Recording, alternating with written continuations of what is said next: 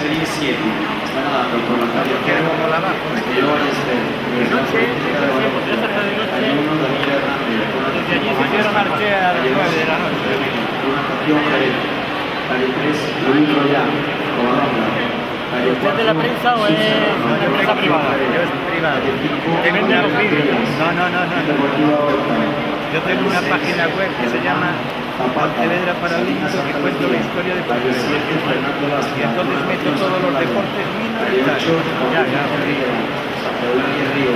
han dado ningún premio nunca. No te lo mereces, un premio. Es que es una página reciente.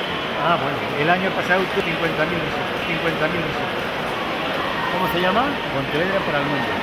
¿Lo filmas todo? ¿Todas las pruebas? Todo es que es todo en vídeo. ¿Pero que lo has filmado todo del campeonato? No, todo no, es que no puedo. Imposible. Soy yo solo y no puedo todo. Porque además ayer a la noche, Pontevedra para el mundo, vamos. ayer a la noche tuve un problema, como estaba trabajando con Final Cut, y dije yo voy a acabar con esto que lo hago más rápido, y al final la cagué, porque solo pude hacer 4 vídeos.